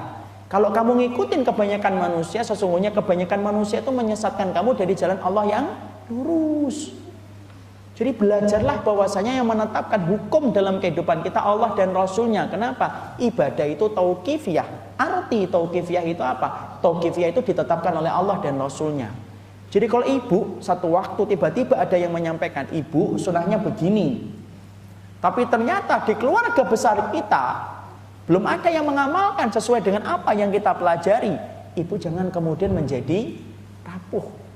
Tapi kemudian peganglah ilmu yang telah sampai kepada dirimu, lalu kemudian bersabarlah. Karena apa? Sesungguhnya ibadah itu ditentukan oleh Allah dan tidak ditentukan dengan suara kebanyakan. Islam itu bukan demokrasi. Demokrasi itu apa? Melihat kebenaran kepada suara mayoritas. Ibu maling, tapi kalau terpilih jadi pemimpin, ya jadi pemimpin jadinya benar. Itu suara demokrasi. Karena apa? Kebenaran itu berpijak dan berpihak kepada suara mayoritas. Itu demokrasi. Islam tidak pernah berpijak kepada demokrasi. Islam itu berpijak kepada aturan kitabullah dan aturan sunnah-sunnah Rasulullah Sallallahu Alaihi Wasallam, supaya kita ngerti, supaya kita paham. Sesungguhnya ibadah itu tauqifiyah. Arti tauqifiyah itu ditetapkan oleh kitabullah dan sunnah. Ya. Kapan kita boleh ngikutin selera mayoritas Ustadz? Dalam masalah duniawi boleh. Ibu beli mobil warnanya putih, kenapa? Karena jualnya tinggi, silahkan beli mobil warnanya putih. Kenapa? Karena banyak orang yang seneng kalau dijual harganya tinggi. Ibu beli mobil warnanya hitam, kenapa beli warnanya hitam? Ibu, iya Ustadz, karena banyak orang yang saya lihat mobilnya warnanya hitam semuanya. Silahkan. Ibu beli soto, karena yang beli soto itu rame, banyak mobilnya. Karena kemudian pasti enak nih, karena banyak orang yang beli. Makan soto berdasarkan selera lidah banyakan orang, tidak apa-apa, tidak salah. Tapi kalau urusan ibadah, ya jangan kembalikan kepada selera masyarakat. Ibadah itu justru kembali kepada apa yang ditetapkan oleh Allah dan Rasulnya. Dan ingat ibu, rata-rata yang benar itu justru malah sedikit orang yang mengamalkan. Biasanya begitu. Kalau ada orang yang banyak ngamalin, saya malah khawatir jangan-jangan itu tidak benar. Kenapa? Fitrahnya kebenaran itu sedikit orang yang mengamalkan. Tapi di situ kita paham ibadah itu ditetapkan oleh Allah dan Rasulnya, bukan ditetapkan siapapun, bukan ditetapkan saya, bukan ditetapkan ibu, bukan ditetapkan ustadz, bukan ditetapkan fulan, tetapi semata-mata ditetapkan oleh Allah semata, bukan kita yang menetapkan, tetapi Allah. Kita ngikutin apa yang ditetapkan oleh Allah dan Rasulnya, jangan diganti. Kalau kita sudah ngerti, kita diatur oleh Allah dan Rasulnya, jangan diganti. Kalau kita ganti dengan aturan yang lainnya, berarti kita menjadi orang yang rugi dunia dan hina di akhirat. Karena Rasulullah bersabda di dalam hadis yang sahih dalam riwayat Ibnu Majah, taraktukum ala masalil bayda lailuha kana hariha la yazigu anha ba'di ila halikun, rawahu Ibnu Majah. Rasulullah berkata, sesungguhnya aku telah tinggalkan, kata Nabi, kepada kalian sebuah ajaran yang begitu sempurna dan begitu terangnya. Kalau kalian melewati waktu malam, lalu kalian berpegang dengan ajaran yang aku sampaikan, kalian akan mendapati waktu malam itu menjadi terang, saking terangnya ajaran yang aku tinggalkan. La yazigu anha ba'di ila halikun. Tidaklah orang yang mereka menyeleweng dari apa yang telah aku tetapkan, kecuali mereka pasti akan celaka. Orang yang meninggalkan syariat Allah itu celaka. Kalau tidak celaka di dunia, celaka di akhirat. Kenapa? Karena sesungguhnya dia meninggalkan zat yang alim, lalu kemudian dia memilih pendapatnya sendiri. Ibu, kalau kemudian tidak mau dengerin dokter, pasti sehatnya kita tergadaikan. Dokternya bilang, jangan makan gorengan ya, makan gorengan, tunggu aja waktu, pasti kita akan sakit. Tapi Masya Allah ya, kadang-kadang kita sama dokter itu taat bener, tapi sama hadis tidak mau taat. Pernah nggak ada orang yang datang ke dokter, ini nggak boleh makan gula ya? Oh, terserah saya dong dok, buat duit saya. Nggak ada yang ngomong kayak gitu. Tapi Masya Allah kadang-kadang sama hadis, sama ayat yang ditentukan oleh Allah dan Rasulnya terkadang malah mengkritik. Masya Allah. Jadi kita paham, ibadah itu ditetapkan oleh Allah, yang mensyariatkan adalah Allah. Beruntunglah orang yang mereka itu hidupnya dikembalikan kepada syariat yang ditetapkan oleh Allah dan Rasulnya. Tidaklah kita menyimpang dari jalan yang telah ditetapkan oleh sunnah Rasulullah, kecuali penyimpangan kita, pasti penyimpangan kita akan berakibat kepada kerugian kita di dunia dan di akhirat. Makanya Allah berfirman dalam surat An-Nur 63, "Falyahdharil ladzina yukhalifuna an amrihi an tusibahum fitnah aw yusibahum adzabun alim." Maka hendaklah kamu waspada terhadap orang yang menyimpang dari jalan nabinya, maka mereka akan mendapatkan fitnah dan mereka akan mendapatkan azab yang pedih disebabkan mereka itu kemudian menyimpang dari jalan Allah dan Rasulnya. Jadi Masya Allah, beruntung betul orang yang mereka telah mengembalikan ibadah itu ditetapkan oleh Allah dan Rasulnya. Mereka tidak mengganti aturan Allah dan Rasulnya, dan mereka akan diselamatkan oleh Allah dan dijaga oleh Allah dunia dan akhiratnya. Saya ambilkan contoh kisah nyata supaya kita ngerti bagaimana setiap syariat itu betul-betul sempurna diajarkan oleh Allah. Ya, ini saya pernah baca, ditulis berdasarkan kisah nyata, based on true story. Tapi saya nggak ngerti ya, betul-betul kisah nyata ataukah tidak. Kalaupun tidak, kita mengambil ibrahnya saja. Yaitu adalah tentang seorang laki-laki di daerah Saudi, daerah tepatnya di Riyadh. Maka sesungguhnya di daerah Saudi, di daerah Riyadh, maka sesungguhnya ada seorang laki-laki yang sudah punya keluarga. Lalu kemudian dia mendapatkan telepon dari ibunya. Ibunya mengabarkan kepada anaknya ini bahwasanya adiknya, dia laki-laki, diterima di kota yang sama dengan laki-laki ini bertempat tinggal. Maka kemudian ibunya meminta, "Nak, adikmu biar tinggal satu rumah dengan kamu." Padahal laki-laki ini sudah ngerti adiknya itu tidak mahram dengan istrinya. Kenapa? Saudara ipar itu mahram atau tidak mahram? Tidak. Alhambu mautun, ipar itu maut. Kenapa Rasulullah itu mengibaratkan ipar itu maut? Karena banyak orang yang tidak sadar hukumnya ipar itu bukanlah mahram. Bukannya laki-laki ini lalu menyampaikan perkataan yang baik kepada ibunya, karena mungkin ibunya belum paham. Tetapi akhirnya karena sungkan diterima itu adiknya, lalu kemudian satu rumah, satu atap dengan dia bersama dengan istrinya yang pada hakikatnya bukan mahram. Jadi ibu sama ipar itu tidak mahram, hati-hati loh, tidak boleh berduaan. Apalagi iparnya tetangga, itu jelas lagi nggak mahram lagi. Maka kemudian akhirnya dia tinggal bersama kemudian adiknya bersama dengan istrinya. Tidak ada masalah sampai satu waktu beberapa tahun kemudian akhirnya beliau mengalami kecelakaan fatal yang mengakibatkan beliau hampir meninggal dunia. Kritis. Ketika beliau dalam keadaan kritis, karena ini adalah datang dari keluarga yang cukup berada, dilakukan berbagai macam penanganan secara medis, secara maksimal supaya menyelamatkan laki-laki ini. Dokter mengeksplorasi semuanya supaya bisa menyelamatkan. Maka kemudian diadakan tes lab semuanya. Sampai akhirnya seakan-akan semua riwayat tentang laki-laki ini ada catatannya secara medis. Ya. Sampai akhirnya Allah menakdirkan laki-laki ini membaik dari kecelakaan tersebut. Allah menakdirkan dia sembuh. Maka ketika sudah keadaannya membaik, maka dia didatangin oleh dua anaknya laki-laki kecil-kecil, datang nengok bapaknya. Sang dokter saat itu sudah ada di rumah sakit tersebut. Dokter ketika melihat ada dua anak yang kecil-kecil itu berkata sama pasiennya tadi, "Loh, ini siapa?" "Ini anak saya, Dok." "Ayo salaman sama dokter." Salaman. Kemudian di situ ada istrinya. Kemudian sang dokter terdiam. Terus kemudian dia langsung balik. Kemudian setelah siang, sore, dokternya kembali menemui sang pasien. "Pak, maaf, saya harus menyampaikan sesuatu. Bapak harus paham, Bapak harus mengerti bahwasanya dalam riwayat kami, dalam riwayat kesehatan Bapak, karena Bapak ketika kritis, kami mengadakan berbagai macam penanganan dan berbagai macam hal yang kami eksplorasi untuk menangani Bapak secara medis. Maka semuanya catatan riwayat kesehatan Bapak itu ada di kami. Maka kami mendapati bahwasanya sebenarnya Bapak spermanya adalah sperma kosong yang akhirnya tidak bisa punya keturunan. Ketika Bapak menyampaikan bahwasanya ini ada dua anak laki-laki dan itu katanya Bapak adalah keturunan Bapak, maka saya punya dua opsi. Satu, berarti Allah memberikan karomah karena secara medis Bapak tidak bisa punya keturunan. Yang kedua, bahwasanya ada sebab yang lain, dan sebab yang lain saya tidak mau untuk menggunakan praduga saya. Bapak yang lebih tahu. Jadi Masya Allah, kaget, bingung, campur jadi satu. Setelah dia membaik, dia bertanya baik-baik sama istrinya. Lalu kemudian ternyata istrinya mengakui bahwasanya dua anak itu bukanlah dari hubungan dia dengan suaminya, tapi dengan adik iparnya itu. Insya Allah. Disitulah kemudian sang penulis mengatakan, betullah apa yang dikatakan Nabi, sesungguhnya ipar itu adalah maut. Disitulah kita paham meninggalkan sunnah satu saja. Kalau tidak mendapatkan di dunia, pasti akan mendapatkan di akhirat. Tapi ada sebagian orang yang meninggalkan sunnah ataupun ketetapan yang ditetapkan oleh Allah, maka sesungguhnya Allah pasti akan memberikan kepada kita peringatan.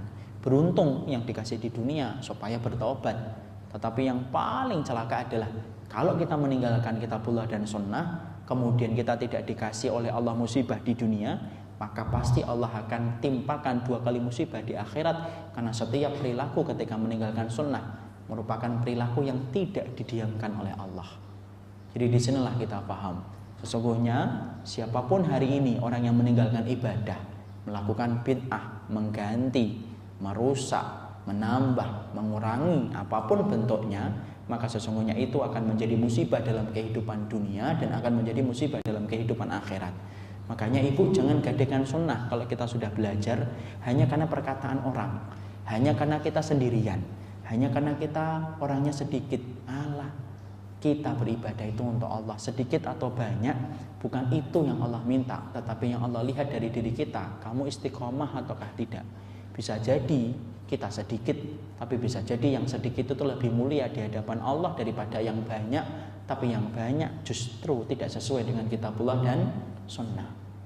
Jadi inilah yang menjadikan kita memahami yang ketiga, ibadahmu wahai hambanya Allah itu ditentukan oleh Allah. Karena ibadah itu tauqifiyah. Tauqifiyah ditentukan oleh Allah, ditentukan oleh Rasul, tidak ditentukan oleh selera masyarakat, tidak ditentukan oleh tetanggamu, tidak ditentukan oleh karib kerabatmu, tidak ditentukan oleh saudara keluarga besarmu. Tapi kebenaran itu ditentukan oleh Allah dan Rasulnya. Allah tidak memerintahkan kamu untuk ngikutin kebanyakan orang, tapi Allah memerintahkan kamu untuk ngikutin satu orang. Siapa? Yaitu Rasulullah Sallallahu Alaihi Wasallam. Ibu tidak akan ditanya, kenapa kamu meninggalkan kebanyakan orang? Tidak akan ditanya. Tapi ibu akan ditanya, kenapa kamu meninggalkan satu orang? Yaitu adalah Rasulullah Sallallahu Alaihi Wasallam. Banyak orang yang hari ini lebih ngikutin kebanyakan orang dan meninggalkan satu orang itu.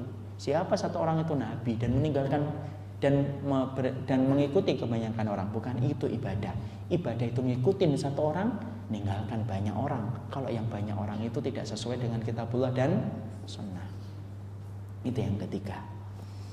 Ya, yang keempat, yang kelima, yang keenam kita bahas lagi nantilah kapan-kapan insyaallah. Karena waktu ada pertanyaan. Nanti doakan ada pekan kelima lagi kita bertemu dan saya dalam keadaan sehat. Sebenarnya ibu, ini taklim perdana saya. Setelah hampir 1 bulan saya tidak ngajar. Karena saya kemarin itu 2 pekan yang lalu masuk rumah sakit kembali dan baru keluar. Sebenarnya saya sudah minta izin, Bu Erninya yang tidak mau diizinin. Dia masih aja kemudian ayo Ustadz. Akhirnya ya sudahlah, bismillah baru keluar. Padahal dari kemarin-kemarin saya belum pernah ngajar. Jadi inilah taklim perdana saya, walaupun kesannya terlambat tapi tidak apa-apa. Semoga kita tetap mendapatkan berkah dari apa yang kita pelajari. Jadi yang sudah kita pelajari 3 tadi. 1, ibadah itu mencakup seluruh perkara dalam kehidupan kita. 2, ibadah itu untuk mencari ridhanya Allah, tidak untuk mencari ridhanya manusia dan tidak mencari ridhanya harta. 3, sesungguhnya ibadah itu ditetapkan oleh Allah dan Rasulnya. Karena saya sudah lihat satu persatu sudah pada izin, saya sensitif banget. Jadi saya akhirnya mencukupkan diri saja dalam kesempatan kali ini, karena mungkin kebiasaannya sampai jam 11 atau setengah 12. Ini yang dapat saya sampaikan dalam pertemuan kali ini. Kita perluas dengan tanya jawab apabila ada yang ingin untuk bertanya tentang tema yang kita bahas. Barakallahu fikum. Kita buka pertanyaan. Ada yang ingin bertanya? Ya.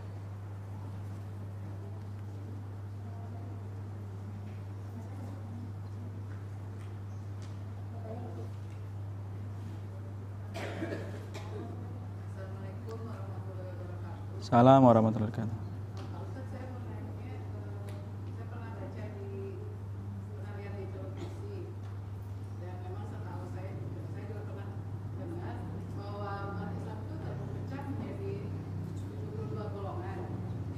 Iya.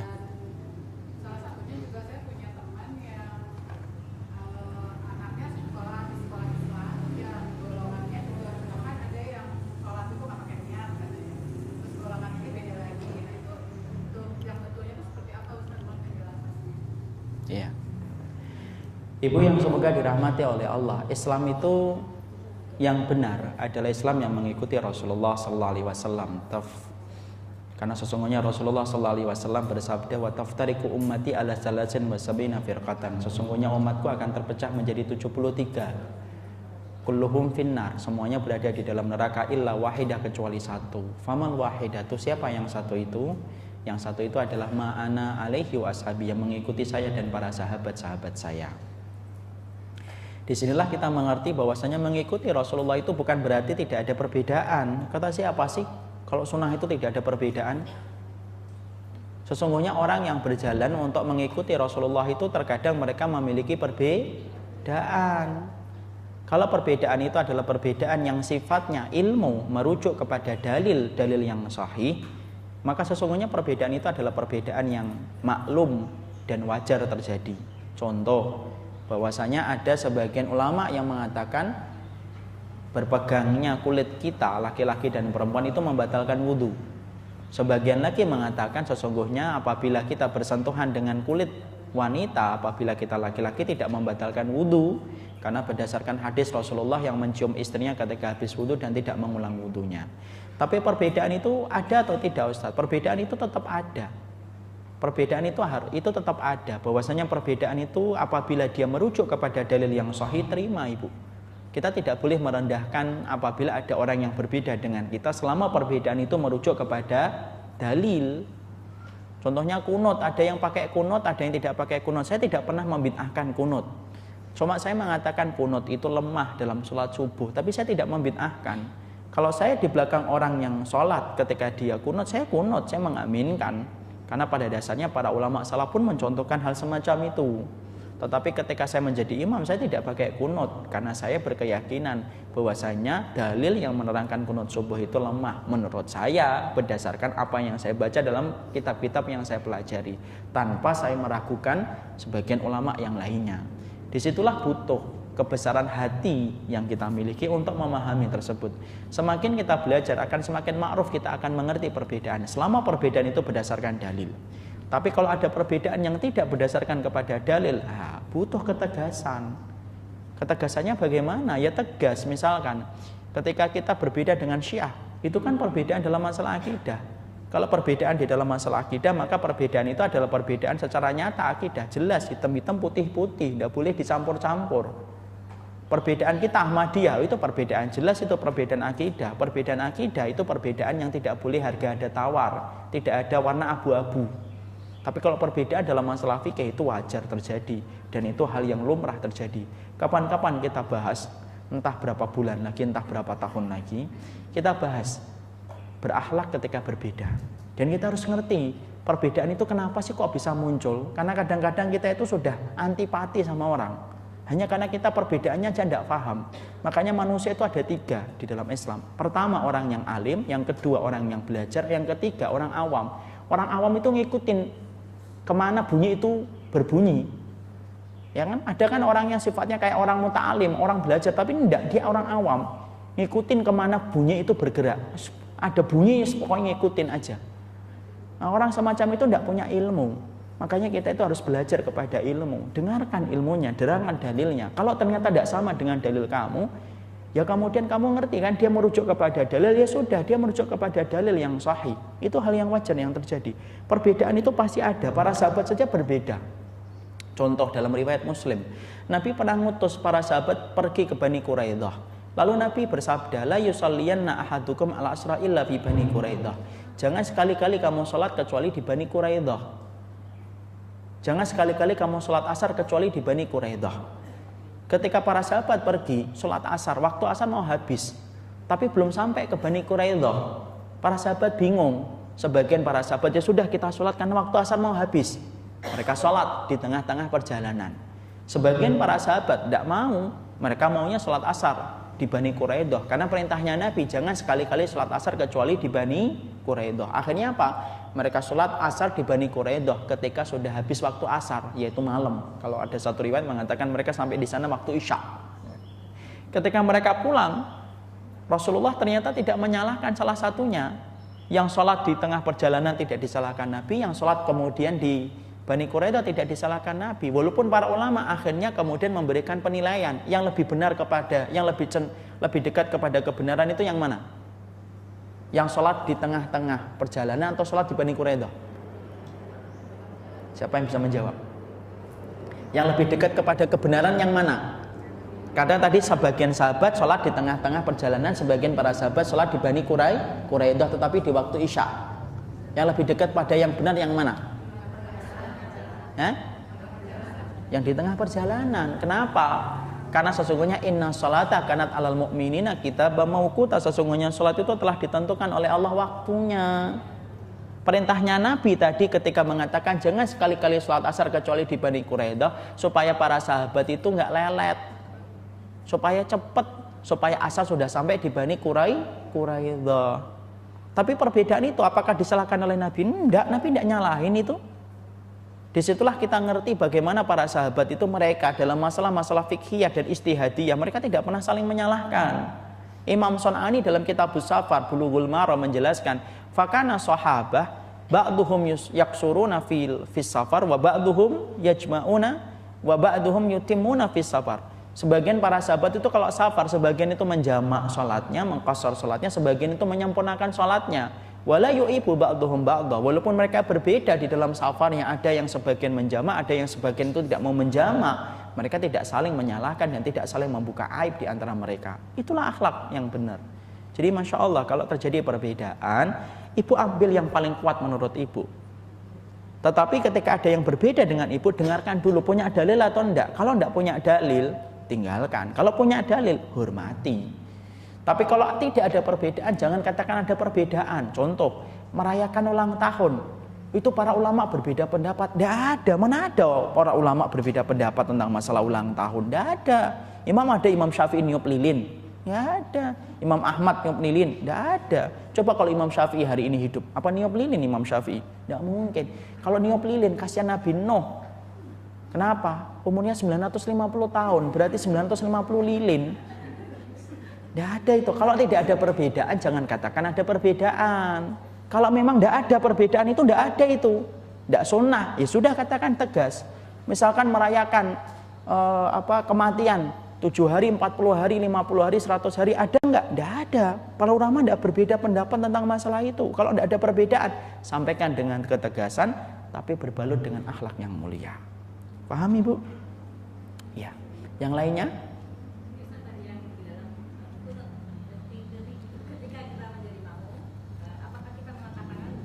Kalau kemudian ibu mendapati imamnya kunutnya tidak ditambahi macam-macam, ibu kunut. Iya, mengangkat tangan. Kecuali kemudian imamnya di dalam sholat subuh itu menambahi dengan kunut-kunut yang lainnya. Misalnya diputer-puter, ditambahi bacaan kunutnya dengan bacaan yang lebih panjang. Nah itu tidak usah, kita diam saja. Apa dalilnya kita harus mengikuti imam semacam ini? Innama ju'ilal imamu liyu'tamma bihi. Diikuti imam itu dijadikan untuk diikuti semua gerakannya. Itulah yang menjadi dalil kenapa kalau kita di belakang orang yang kunut, kita ikut kunut walaupun kita berpendapat kunut itu lemah di dalam sholat subuh. Ya, paham Ibu? Yang lain? Iya.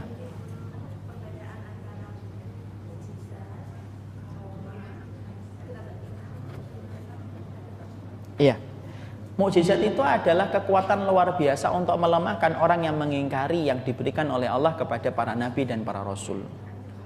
Karomah itu kekuatan luar biasa yang diberikan oleh Allah kepada orang yang beriman untuk mengingkari, untuk menafikan orang yang mengingkari orang yang beriman. Tetapi karomah itu tidak berlaku untuk nabi, tetapi karomah itu berlaku untuk selain nabi. Apa persamaan antara karomah dan mukjizat? Salah satunya adalah karomah dan mukjizat itu sama-sama tidak bisa diulang. Tidak ada orang yang kemudian mukjizat itu bisa diulang-ulang. Jadi karomah itu tidak bisa diulang-ulang. Misalkan ada orang yang dikatakan itu karomahnya dia bisa terbang, terus terbang lagi besok terbang lagi. Tidak bisa. Karomah itu tidak bisa terulang-ulang. Karomah itu hanya sekali. Kayak Nabi Musa. Nabi Musa itu karomahnya ketika memukulkan tongkatnya membelah lautan menjadi daratan sekali. Apakah setiap Nabi Musa memukulkan tongkatnya maka lautan menjadi daratan? Enggak. Karomah dan mukjizat tidak bisa diulang-ulang. Ilham itu yang diberikan kepada para wanita salah satunya, atau ilham itu merupakan petunjuk kayak hidayah.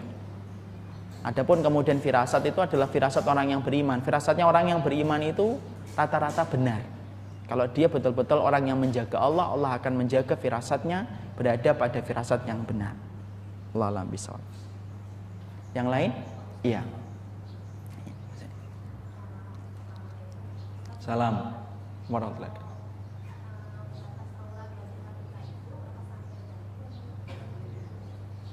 Sampai kemudian sini. Makanya kemudian di sini bawah ini termasuk aurat ini. Makanya kalau pakai jilbab agak ke depanin. Iya. Nah, iya karena sini termasuk, ini kan bukan wajah. Sampingnya sampai telinga kan sini. Sampai kemudian samping di depan telinga ini. Tapi sini termasuk sini termasuk aurat ini. Iya, makanya kalau kita pakai jangan terlalu ke belakang, agak ke depan sedikit, Om. Termasuk yang kemudian disangka bukan aurat tapi aurat. Sini juga. Ini. Makanya kalau kita pakai jilbab, Ibu, jangan terlalu longgar, kecuali kita pakai apa itu namanya? Apa? Manset. Manset itu bukan pikiran ya. Ya, bercanda. Manset. Jadi pakai manset itu karena apa? Ini aurat, ini termasuk aurat. Yang jelas kemudian, yang jelas aurat itu apa? Telapak kakimu itu aurat. Jadi ibu-ibu hari ini yang nggak pakai kaos kaki, masya Allah, semoga lain kali pakai kaos kaki. Dimaklumi hari ini karena hujan, tapi lain kali pahami telapak kakimu adalah auratmu. Pahami, Ibu? Ya.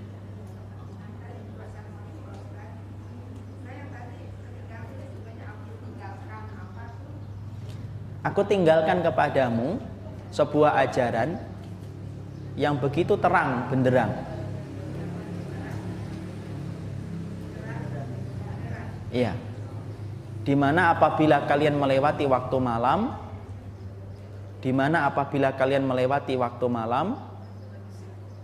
berpegang dengan ajaranku, malam itu akan menjadi terang.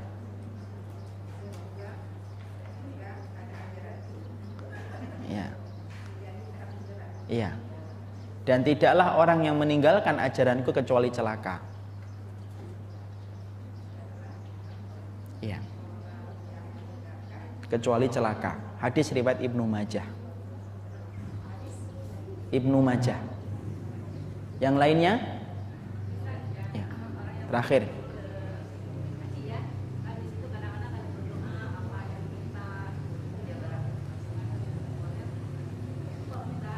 Kalau kita berdoa, Ibu, kalau kita berdoa dalam urusan dunia boleh. Yang tidak boleh itu kalau meniatkan ibadah untuk dunia itu tidak boleh. Tapi kalau kita berdoa minta dunia boleh. Sampai sandal kita yang putus minta gantinya sama Allah. Sampai garam yang jatuh minta sama Allah penggantinya. Yang tidak boleh tadi adalah meniatkan ibadah-ibadah yang kita lakukan untuk dunia. Jarang-jarang puasa, sekalinya puasa ya karena pingin supaya suaminya lancar usahanya, itu yang tidak boleh. Sekalinya dia baca Quran, karena apa? Karena anaknya lagi operasi baca Quran, tidak boleh. Karena apa? Dia niatkan ibadah akhiratnya untuk dunia. Tapi kalau kita berdoa, anak kita dioperasi, kita berdoa, ya Allah mudahkanlah, boleh. Sampai apapun yang kita minta sama Allah. Hatta syasha'ana lihi ita idang koto'ak. Sampai tali sandal kamu yang putus tuh minta gantinya sama Allah. Begitu cara yang kita minta kepada Allah. Paham, Ibu? Iya. Yang lain? Ya, terakhir.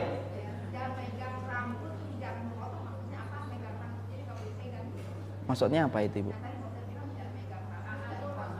Jangan motong. Kalau waktu haji dan umrah Ibu belum tahalul, jangan dipotong rambutnya. Haji dan umrahnya nanti tidak sah. Jangan memegang itu artinya jangan memotong. Ya. Saya kira cukup yang kita kaji dalam kesempatan kali ini. Semoga Allah memberkahi kita. Subhanakallahumma wa bihamdika asyhadu an la ilaha illa anta astaghfiruka wa atubu ilaik. Assalamualaikum warahmatullahi wabarakatuh.